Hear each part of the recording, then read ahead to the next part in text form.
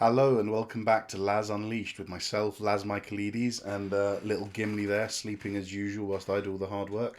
Although I don't really know what I expect a cat to do. And here today I'm here to bring you my June Part 2 review. So I've seen the movie twice now. I went on opening day and then again earlier on this week with my wife. Well, actually, we both went to see it both times. Um, I don't really know where to start. I think you've got to consider recency bias as well. Although I say that, but I've watched it twice and enjoyed it as much both times. But this movie really is something incredibly, incredibly special. And do you know what? I'll start off with how I actually wanted to end it, and I wanted to tell you guys what I thought of where this movie is going to sit in movie culture. I came out of the first viewing of June Part 2 thinking this Dune trilogy really could be this generation's Lord of the Rings. I thought that part one is an incredible movie anyway. It sets everything up absolutely phenomenally, introduces us to the characters, gets some of the basic political political issues sort of established. We get to meet the characters, we get some cool battles, some great CGI and sci-fi effects and everything, a great score, and it kind of sets you up for Dune Part 2 really nicely. In the same way that Fellowship of the Ring does that for Lord of the Rings, you kind of get things established, and then the second half of Fellowship of the Ring, as I hope most of you know, is just this incredible sort of onslaught of the Fellowship just doing their thing. But what really came across in Dune Part 2 was how much I liken it to The Two Towers, because you start the movie on a bit of a negative premise and you kind of end it on a negative premise as well. A few little positive hints, but anyway, this is not a direct comparison to The Two Towers. I just felt that it really did emulate it, and you really kind of feel that it is. I think a lot of trilogies suffer with the second movie because you don't know how much to put in. You don't know whether you want to go full out in terms of action and sequence to tie over, or if it's got to be really story based, so that movies one and three kind of have big moments, but you tie them together with two. And I think part two has just done the phenomenal job here of doing everything incredibly well. In terms of the plot development, how it unfolds, it's almost split into three. This movie. You got the first third, which is kind of Paul adjusting to the Fremen life, and and sort of ingratiating himself into that culture, learning of their ways. Then you've got the second third of the movie, which is almost like his realization that he might be the Lisan al Gaib or the Kwisatz Haderach or one of those Muad'Dibs. There's so many names, isn't it, for that one position? And then you see him and Jessica start to talk about, what he needs to do, what the prophecy says, drinking the water of life. And then you've got the third part where Paul has firmly established himself, and many, many, many Fremen believe that he is the Lisan al Gaib. And that's when we get the warfare and the battles and the political fighting and that incredible battle at the end. And that was all done really nicely and really tastefully. I kind of felt that it was obvious that it was almost split into thirds. You kind of feel like an hour on this, an hour on that, and an hour on that. But again, I'm just comparing it to The Two Towers because I feel it was a film of the same quality. That's what you get kind of like I said with The Two Towers. You kind of get an hour of each of the groups, Aragorn, Legolas and Gimli, Frodo and Sam doing their own thing, and then something happens in the middle which changes their idea, their course, their trajectory, and then they deal with that, and then you've got the big battle at the end, so I thought it was, really well done, the plot development, perfect amount of time on everything. For character development, the standout one for me was Paul Atreides, and obviously, of course, it would be. Who else would it be? But I didn't know. So I read the book before Dune Part 1 came out, and I'll honestly say, and there's no slight on the book, I don't really remember much of it because I'm much more of a visual learner. I sort of take things in visually more than words and descriptions. But I wasn't sure that Paul would be able to pull off or that Timothy Chalamet would be able to pull off the leader style that we see at him in towards the end of part two. But he's absolutely smashed it. Where I got goosebumps. So I've been to the cinema twice to see it, and both occasions I got goosebumps where he's talking or shouting at the crowd. of Fremen, where he's explaining why he's the one, why he's the Lisan al Gaib, why they should follow him. What an incredible performance! And we may as well sort of go on to the acting as well, because it's kind of one and the same thing. Because each of the actors did a phenomenal job of furthering their character and the arc, and so much development can be done by an actor. I think it's great having a script that's good and dialogue that's good and this and that, but you only believe it if the actor does it. And I think all of them did incredibly well. Rebecca Ferguson as Lady Jessica, like you kind of feel sorry for her in part one a bit. You don't think she's where she wants to be. She doesn't seems like she's fulfilled her ambition or whatever. Part two, you kind of almost get this little evil sense about her that she knows what she has to do to protect her own bloodline and Paul and to protect her daughter and everything. And there's almost a little hint of evil in there. What else have we got? Again, is it Skarsgård? I think that's his name. Martin Skarsgård. He's Baron Harkonnen. He was phenomenal. Now, standout one, Austin Butler as Fade Ralpher. Unbelievable, unbelievable. Some of the moments. I mean, his dialogue is great, but it's about him and his body language and his acting and some of the noises. Like when he's in the fighting ring, fighting one of the Atreides soldiers, he like growls at one of the people standing guard because it's his kill. He wants it, no one else. And he was brilliant. I mean, just like the licking of the knife. And I know you might think it's a bit cringy, but in the context of the movie, it was. I think it's really good. But who else? Yeah, lovely to see Gurney Halleck back, of course. I completely forgot about that in the book. The Emperor. I had a friend who criticised Christopher Walken's performance as the Emperor, but upon second watch, I didn't think there was anything wrong with it. I thought he was actually pretty good. And I think it's Florence Pugh as well as the Empress. She was great. When you have a cast where everyone is acting phenomenally, then the job is half done for you. And again, I'm going to compare it to Lord of the Rings because it's the same thing. The whole cast of Lord of the Rings were phenomenal. Everyone. It's almost flawless. And the same with Dune Part 2. And this is another reason why it's so successful right now. What else have we got? Yeah, visually. Even with part... So you see my Blade Runner 2049 poster there. Blade Runner 2049 might be one of my favourite movies of all time. And half of it is because of how visually stunning it is. There's just not... There's not a CGI thing out of place. There's not a visual thing where you go, oh, do you know what, that doesn't actually look too good compared to the rest of it. And it's the same with Dune Part 1 and 2. The thing that struck me most about Dune Part 1, and this might seem really simple to some of you. You might think, well, why is that special? But when the hot air balloons are lowering the spice collecting gear, it's little details like when the gear lands, you see the weight of the gear open. You see the wheels hit the floor, and then when the weight of the gear is released, it falls onto itself, and you see kind of the tracks spread out a bit. These are things that I just don't think other people would think of when making these kind of scenes. But Denis Villeneuve has... It's obvious he's expended so much time, energy, and money considering how to make this look as good as it can. Now, part 1 was visually stunning in itself, but part 2... My God, the explosions, like I said, the ships and the flying devices were magnificent. The battle at the end with the three worms, the three Shai Huluds coming out of the ground, just looked exquisite. It was again. I'm not going to say anymore. You just need to know that I'm going to compare it to like Lord of the Rings for a while because this is my feeling about it. It almost had that Helm's Deep vibe about it. Completely different sort of characters playing each other. The Fremen were attacking the Emperor, not the other way around. But yeah, that was an incredible battle.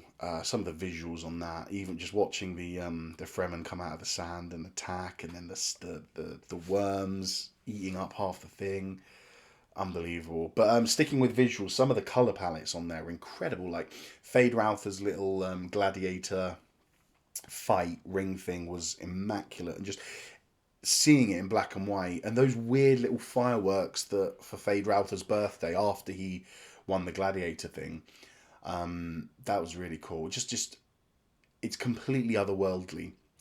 You look at Blade Runner 2049, and I think there are moments and planets and locations on there where you look at that and you go, that looks great. This looks really cool. It looks like a deserted Los Angeles, or it looks like a deserted, I don't know, London. I don't think you can look. Is it what's the? Is it Gadi Prime? Is that the Harkonnen planet? The planet that they're on, where Fade Rowther has his little gladiator thing. You look at that, and it's otherworldly. You can't. I can't compare it to anything else I've ever seen before, like ever. I can't think of anything that I think. Oh yeah. Oh, that reminds me of this. He's done such a great job to remove all the color and the life out of that planet, just to show what the Harkonnens are really like. Unbelievable. I mean, I can't even think.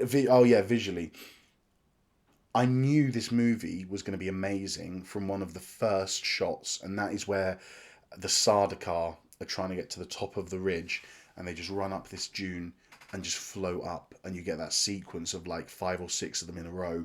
Again, I get goosebumps just talking about it, but man, what a shot, and what a way to start the movie off. Start as you mean to go on, and Denis Villeneuve has has carried on the whole movie because it all just looks amazing. Um, in terms of the directing, I don't know what much more there is to say apart from that Denis has done an incredible job. The pacing of the movie is rather brilliant because, like I mentioned earlier, you've got those kind of 3 acts of the movie, but it's always building towards something. You feel like you're always building towards a climax that you don't know when it's going to come and you don't know what form it's going to come in. And in this movie, there was almost like 3 climaxes. There was Paul finally sort of becoming recognised as the Lisan al Gaib, and the Fremen bowing to him and him having control of the army. Like again, when he walks out onto that rock in front of the thousands of Fremen, that was awesome. You've got the battle, which was almost like a climax, like I said, Helm's Deep-esque. Which you get again, you're like, oh, it's all been waiting for this moment, and then you get the part in the hall with it on his duel with Fade Rowther, which is like the 3rd climax, and he's just done it so well. He's just done it incredibly. In terms of sort of blowing smoke up Denis' bottom, I wouldn't. Only up until I watched Dune Part 2 would I say he's actually probably one of my favourite directors. I never even thought, Stanley Kubrick I've always said is my favourite because I pay attention to specific things that he's done. Oh, he's done that Kubrick stare in this movie. Oh, he's done it here, there. Oh, I love the way Kubrick does this and uses classical music for that. I've never sort of gone through and thought about Denis movies like this. But it's only after Dune Part 2 I realised, hold on, I basically love every movie he's ever directed. No, not all of them, but a fair few of them. Like Arrival, Blade Runner 2049, Dune Part One, I love so much of what he's done that I've really got to start thinking about him being like considered my favorite director.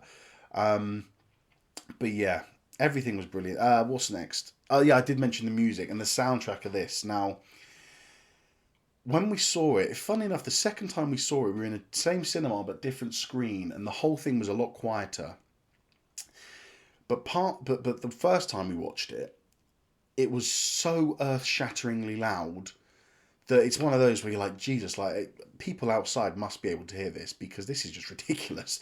But again, it just lent itself to the overall experience, and he does so well in dynamics and using silence as a tool. And he might sort of just have a little something small going on in the background whilst characters are talking, and then when the conversation's over, you get that massive that massive noise that drops. And he's just so, I say he, talking about Denis, but it could be the sound designer, the composer, which I think was Hans Zimmer. It's just masterfully done, and it completely. I was watching. No, it was Hans Zimmer because I was watching a video of him talking about how he wrote the music. Now, this is a little bit of music, a music sort of theory for you all. A lot of Western music what we know to be Western music is written in four. So 4/4, four beats in a bar. 1, 2, 3, 4. 1, 2, 3, 4. Repeat. You hear it in 99% of pop music. But Hans Zimmer didn't want to conform to this because he said Dune is just so otherworldly. It's so unfamiliar to, it's the year, what, 10,991, I think the year is in Dune Part 2. It's so we can't even comprehend what the world would be like back then. I mean, you see it in Feyd-Rauther's Gladiator scene. He said he didn't want to conform to the normal 4/4 to music the way we know it and we understand it.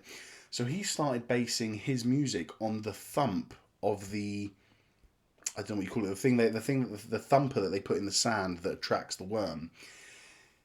He started writing music that was kind of based around the irregularity of the thump. And he also linked it to the dances as well. The special Fremen walk, where they do the diagonal thing, leg round, because it's just, you've got to break up the rhythm. That's the whole point of doing the walk, is that you don't walk in a rhythm so that the Shai Hulud knows where you are. You've got to break it up. And Hans Zimmer said he did this with the soundtrack, and that's why the soundtrack is so jarring, because out of anywhere you might feel like, okay, there's a beat here, 3, 4, 1. Okay, I'm expecting something to change here. 1, 2, 3, 4, 1, and then when you hit on the next halfway through the next bar, you get hit with that massive sound wave, and it just throws you off. And I think it's such a masterful composing technique. But to complement soundtrack, you have to mention the sound design as well. And it just is a case of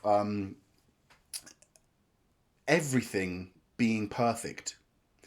Consider recency bias, please. I've actually I've ordered the HMV Steelbook limited edition, which should be coming over the next couple of weeks. So I will have another chance to watch it. I feel like opinions can be swayed by cinema screens, by loud noises and stuff. And I've seen it in the cinema twice now, but I'm gonna get it on 4K. I'm gonna watch it on my TV. I'll put the headphones on as well. But I do think I need to sort of let it sit with me for a couple of weeks and just sort of rejudge it after that. So I'm hastened to use the word perfect because I don't think anything is perfect, but this is as close to sci-fi perfection as you get. And even Steven Spielberg has come out and said, I don't want to misquote him, but he's basically said this: Denis has made one of the greatest sci-fi movies ever, and it's so hard to deny that. So yeah, what else have we got? I mean, I've already spoken about the world building because it is just, yeah. I don't think I need to say more. It's just unrecognisable, the worlds, and can't even imagine that in another 8,000 years, that's what people like Frank Herbert believed that Dune would be all about. But yeah, in terms of Frank Herbert and the story adaptation, now I've heard a few criticisms. So some things, and spoiler alert if you haven't seen Dune Part 2, I suppose this whole thing's been spoiler littered with spoilers.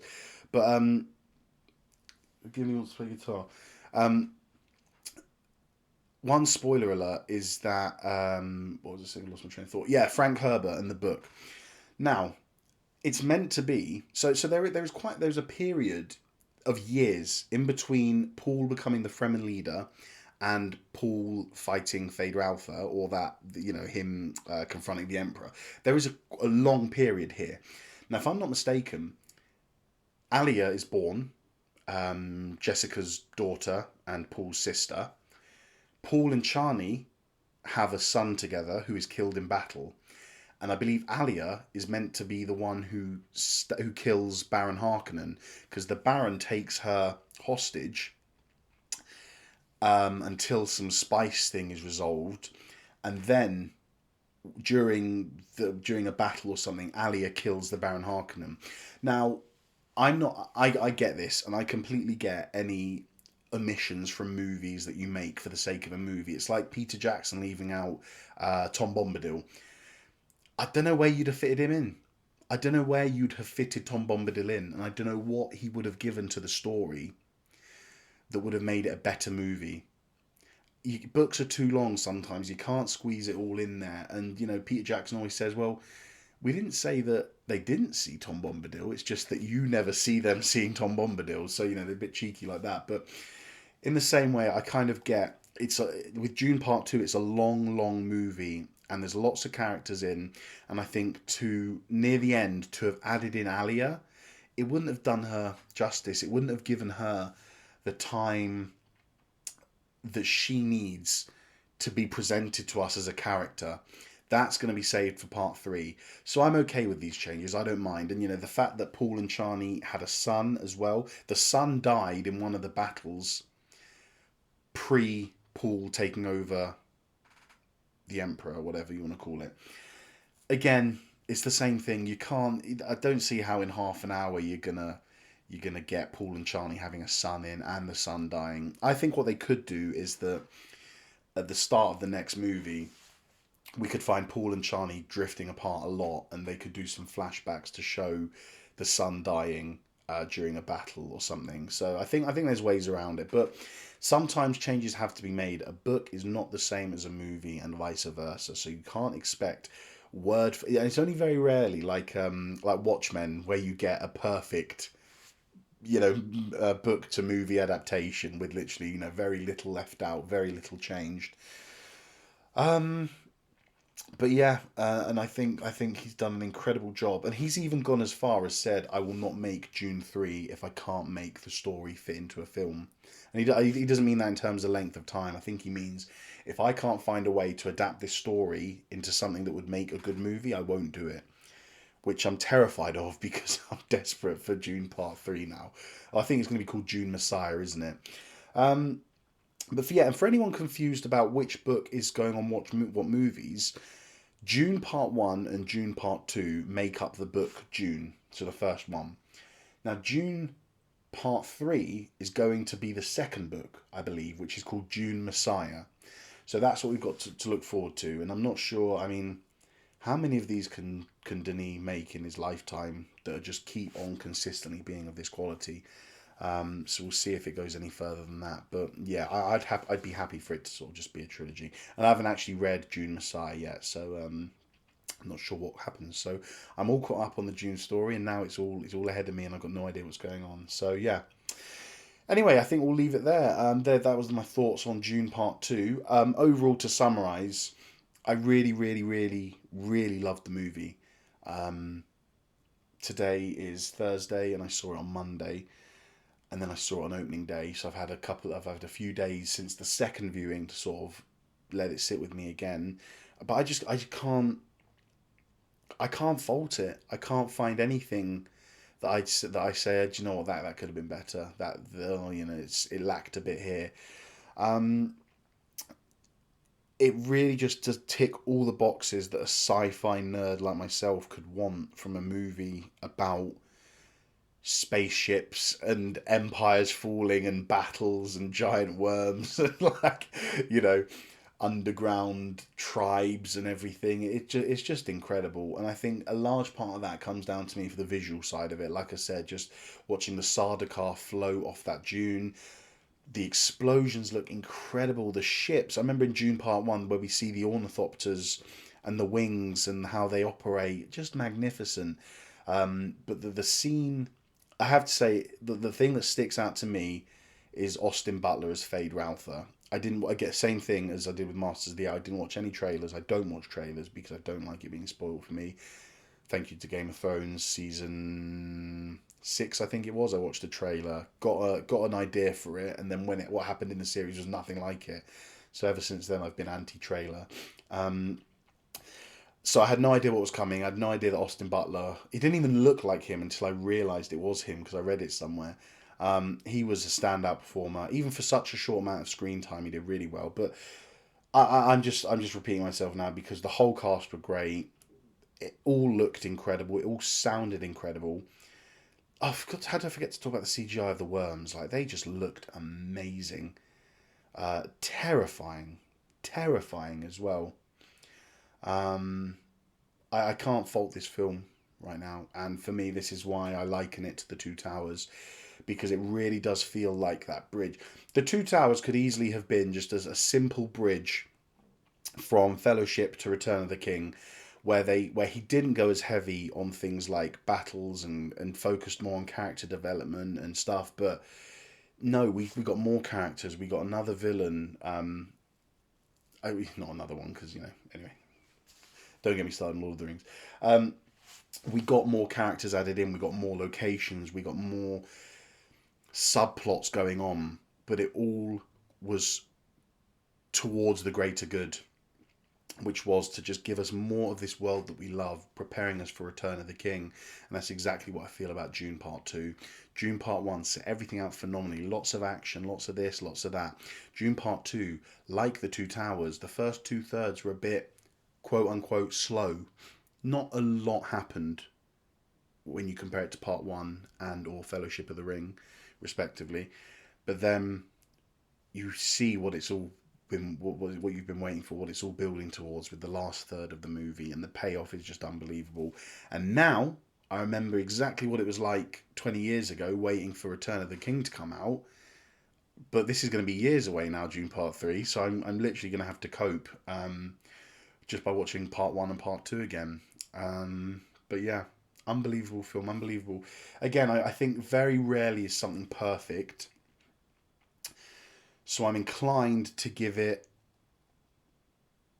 a 9.5 out of 10, because for me a 9.5 is outstanding, and I think it is an outstanding film. I think the other thing it's done culturally is that it's got so many people involved in the world of Dune that I don't think would have come had it not been for the success. Blade Runner 2049, in my opinion, is one of the greatest sequels ever made, and one of the no, it is the best sequel ever made, and one of the best movies ever made. But Blade Runner is so sci-fi, it's so cult, it's so niche that it didn't really get the wider audience ingratiation that I think it deserved. Whereas Dune Part 2, everyone's going on about it. There are memes galore over the internet. And it's just encouraged. Everyone goes, someone sends someone to go and see it. Oh, come and see Dune with me. Oh, I don't know anything about it. And I go and see it.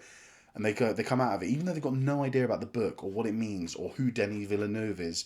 They come away going, my God. And they tell everyone else about it. And now Dune Part 2, deservedly so, has been seen by, I imagine, hundreds of thousands, maybe even millions of people across the world. And it deserves to be seen by a lot more than that, by double that, because it is an incredible film, and one that I hope will become what I predict it to be, which is this generation's Lord of the Rings trilogy. And I think if he nails Part 3 of Dune, just like he's done with Part 1 and 2, like I said, I think we are seeing a trilogy of films that will go down in history and that will cement their legacy as this generation's Lord of the Rings. Thank you very much for watching. Let me know your thoughts on Dune Part 2 in the comments below. Like and subscribe to stay up to date for more of my videos. So thank you, and I'll see you again very soon.